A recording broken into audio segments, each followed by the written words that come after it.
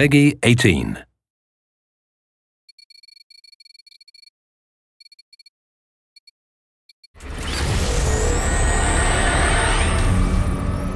We're at the world-famous Abbey Road Studios in London, England, really having the musical time of our lives, recording the score to Call of Duty Black Ops 2.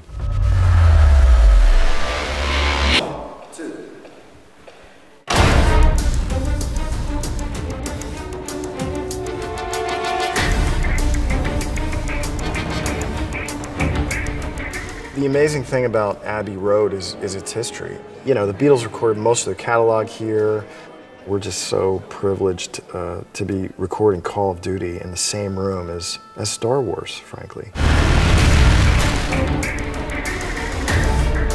When I learned I won the audition, I think I jumped up and down about 50 times. It was an unbelievable feeling.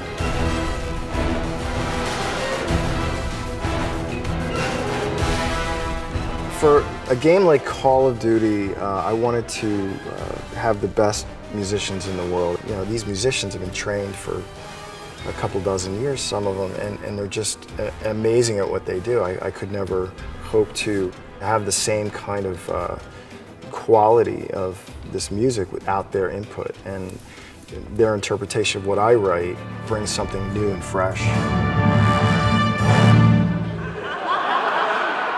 It's an honor to work with Jack. He brings a skill set to the project that I think is unique to him as a composer, where he's able to take orchestral score like we're recording here today and mix it with other pieces of music that he's written that are more electronic, and creating what is a very unique sound. Robots. Oh, unmanned armies. And no one ever asks.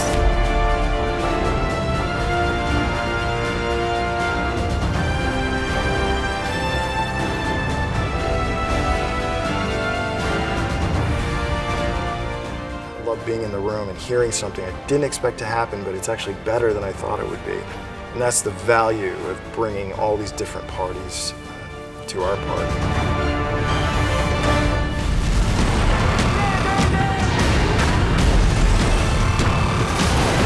The game is set in two different time periods. One's in the future and one's in the 80s, back sort of in the Cold War. So we wanted to have two different musical directions for each time period. We wanted the future to feel a little bit more slicker and have maybe more electronics, whereas the 80s feels a little bit more orchestral.